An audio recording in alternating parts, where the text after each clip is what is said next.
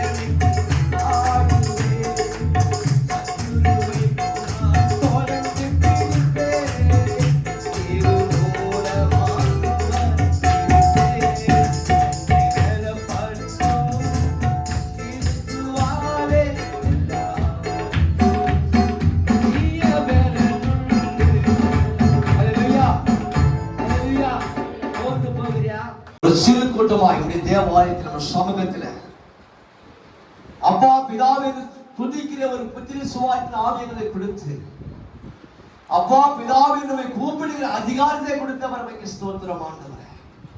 இந்த தினத்தில் எங்களுக்கு நீ கொடுத்த வேத வாக்கியங்கள் வெளுமை பிரகாசி ஒளி வந்தது, கர்த்தருடைய மகிமை உண்மையில் உதித்தது என்று சொன்ன தேவனாகிய கர்த்தருக்கு ஸ்தோத்திரம் ஆண்டவரே. தேவ பிள்ளைகள், தேவ ஊழியக்காரர்கள், தேவ ஊழியக்காரிகள் மேல் அக்னி அபிஷேகத்தை ஊற்றுவேன். அவர் அநேக மக்களுக்கு புரோஜனமாக இருப்பார் சொன்ன தேவனாகிய கர்த்தர் என்று ஸ்தோத்திரிக்கிறோம் ஆண்டவரே. அப்பா, ஒரு தேவ மனிதன் உம்மோடு சஞ்சரிக்க முடித்து அவன் தேவ மனிதனாக இருப்பான். அநேக மக்களுக்கு அவன் ஆசீர்வாதமாக இருப்பேன். அநேக வசனங்கள் உள்ளதாச்சு. இந்த வசனத்தை கொண்டு எங்களோடு பேசுவதற்காக ஸ்தோத்திரம். ஒவ்வொருவரும் நவமான இருதயத்தை எடுத்து போட்டு சதையான இருதயத்தில் நீ வைத்து நீ தங்கமடியா, நீ ஜீவிக்க மடியா, யோனோக்கு போல நான் உம்மோடு ஜீவிக்க முடியாது. அபிஷேகத்தின் வல்லமை ஒவ்வொரு மேலும் ஊற்றப்படுவதற்காக ஸ்தோத்திரம். வந்திருக்க ஒவ்வொரு ஊழியக்காரன் ஆசீர்வதிக்க வேண்டிய ஆட்சேபிக்கிறேன். வந்திருக்க ஒவ்வொரு ஊழியக்காரங்களும் ஆசீர்வதிக்கப்படி ஆட்சேபிக்கிறேன். வந்திருக்க ஒவ்வொரு பிள்ளைகளுடைய அபிஷேகம் இறங்கபடி ஆட்சேபிக்கிறோம் ஆண்டவரே. ஒவ்வொரு மீனுடைய வல்லமை இறங்கபடி ஆட்சேபிக்கிறோம் ஆண்டவரே. சத்தியத்தை கேட்டு இந்த சத்தியின் பிரகாரமாக என் வாழ்க்கையை நான் நடத்துவேன், அவரோடு நான் சஞ்சரிப்பேன், அவரோடு நான் ஜீவிப்பேன் என்று சொல்லி, அப்பொழுது நான் எழுதி பிரகாசிக்கிற ஒளியாய் மாறுவேன் என்று சொல்லி ஒவ்வொருவரையும் நீ பலப்படுத்த வேண்டிய ஆட்சி கருத்தில் ஒப்புக்கொடுத்தாங்க. நீர் கொடுத்த நேரம், நீர் கொடுத்த அறிவு, நீர் கொடுத்த எல்லாவற்றையும் பிள்ளைகள் மத்தியில எடுத்துரைத்ததை காட்சி சொல்றது தவறுகள் வீடு எல்லாவற்றையும் நீ மன்னியும். இன்னும் ஆவியில அபிஷேகத்துல வல்லமையில கிருபையில தயவில அதிகாரத்தை எடுத்து பயன்படுத்த வேண்டியாச்சு. 100,000 அபிஷேகமாய் லட்சங்களுக்கு என் தேவன் அநேக பாத்திரமாய் அபிஷேகப்பட்ட பாத்திரமாய் பலமுள்ள பாத்திரமாய் நிரம்பி வைத்த பாத்திரமாய் மாற்றி உடைந்த பாத்திரம் நான் என்னை உருவாக்கிறவர் நீ, என்னை உண்டாக்கிறவர் நீ. என் தாயின் கதவை உருவாகும் நான் பேர் சொல்லாயிட்டேன்னு சொன்னவர் நீ. தேவனாய் கருத்து அநேக மக்களுக்கு புரோஜனமுள்ளதாக இதை மாற்ற மாட்டேன். இந்த உலக ஆசை பாசம் எல்லாவற்றையும் விட்டு விலக எல்லா தடைகளை ஒழிய மாட்டேன். அபிஷேகத்தில் நான் வாழ முழுவதுமாய் ஒப்புக் கொடுக்கிறேன். தேவன் கிருபை செய்வார். கர்த்தர் முன்பாக போகிறவர் அவர் உன்னோடு புரிந்தோடு ஆசீர்வதிப்பார் சொன்னது. நீ போகிறதெல்லாம் உன் தேவனாய கர்த்தர் நான் உன்னோடு இருப்பேன் சொன்ன தேவனாய கர்த்தர் வாழ்க்கை நான் முன்வைத்தேன். கர்த்தர் இந்த வலது பரியாசம் இருக்க முடியா, நான் அசைக்கப்பட்டு வந்தேன் என்று சொல்லபடியா நீ மாத்திர எனக்கு முன்பதாக நான் அறியாத ஒருவர் எங்கள் பக்கத்தில் இருக்கிறேன், நான் பார்க்காத ஒருவர் எங்கள் மத்தியில் உலாவிக் கொண்டிருக்கிறேன். விசுவாசிக்கிறேன். ஒவ்வொரு பிள்ளையின் மீதும் அளவில்லாத அபிஷேகத்தை ஊற்றுவோம். அனல் கொண்டு எரிய அக்னி ஜுவாலியாய் எரிய மேக ஸ்தம்பமாய் எரிய உமக்கென்று ஒளி வீச புத்து விலங்குகளாய் வீச மக்கள் மத்தியில இவர்கள் கர்த்தருடைய பிள்ளைகள் என்று சொல்லும்படியா அபிஷேகத்தின் வரங்களை ஒவ்வொருவருக்கும் தரும்படி ஆட்சேபிக்கிறேன். எல்லாவற்றையும் பொறுப்பாக அப்படி எங்கள் அருளற்ற இயேசு ஜெபிக்கிறேன்.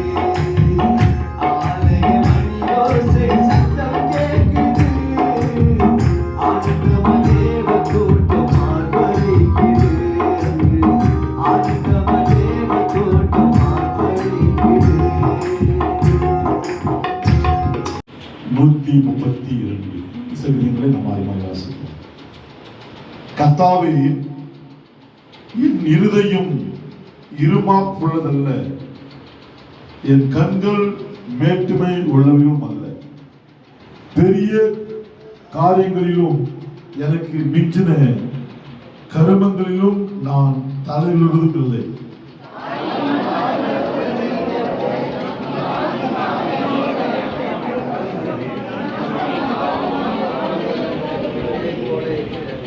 இது முதல் என்றென்றைக்கும் இஸ்ரவேல் கர்த்தரை நம்பியிருப்பதாக.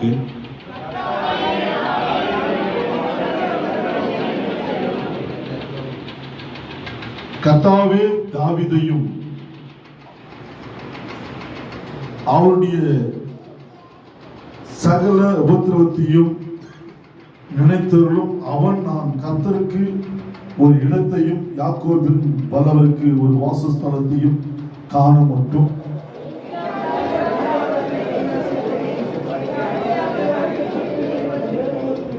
என் கண்களுக்கு நித்திரையையும் என் இமைகளுக்கு உறக்கத்தையும் வர விடுவதுமில்லை என்று இதோ நாம் இப்ராத்தாவிலே அதன் செய்தியை கேட்டு வனத்தின் வெளிகளில் அதை கண்டோம்.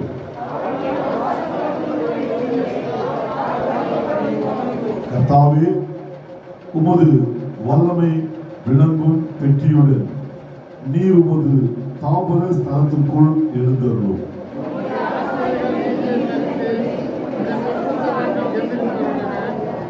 நீர் அபிஷேகம் பண்ணிவித்தது முகத்தை உமது தாசனாகிய தாவீது நிமித்தம் புறக்கணியாதீரோ.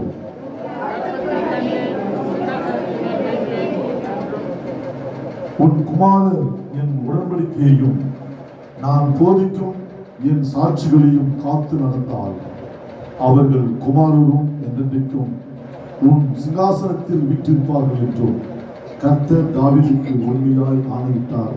அவர் தவற மாட்டார்.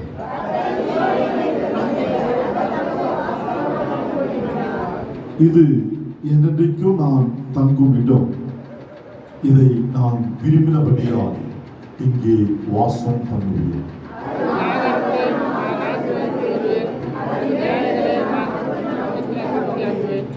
அதன் ஆசார்களுக்கு ரட்சிப்பை உடுத்துவேன். அதில் உள்ள பரிசுத்தவான்கள் மிகவும் கம்பீரிப்பார்கள்.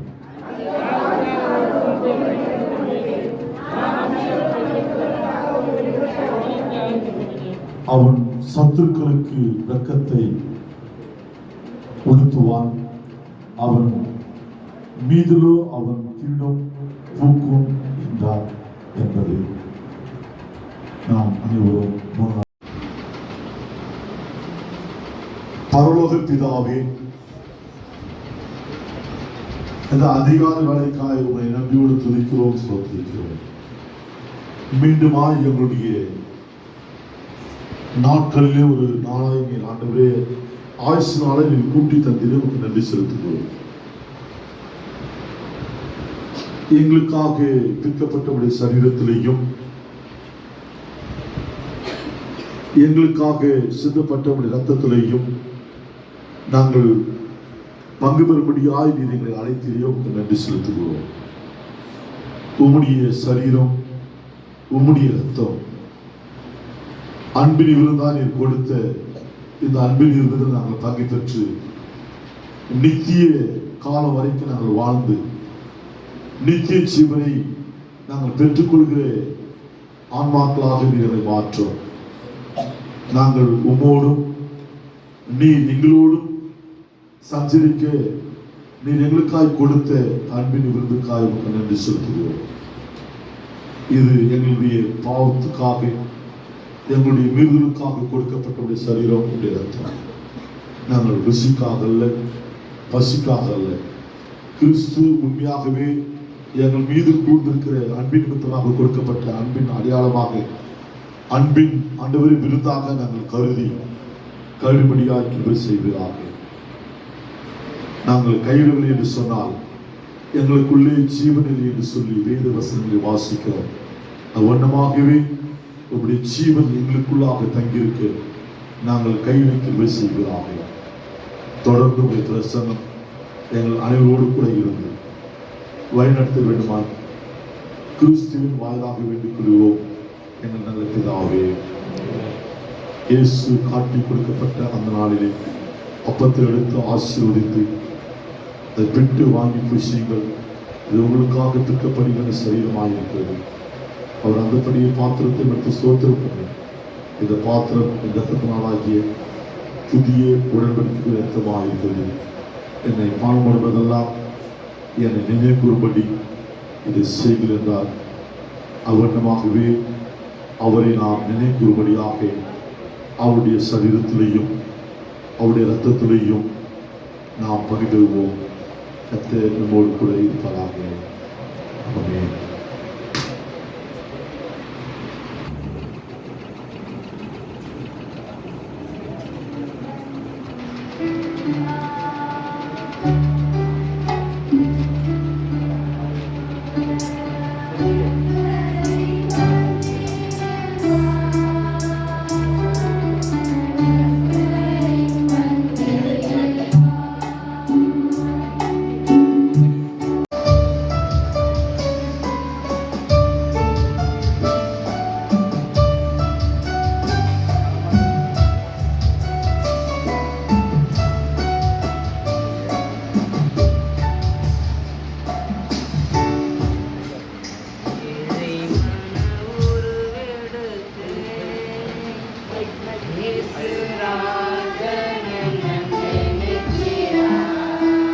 ஆஃப் பண்ணிட்டேனா?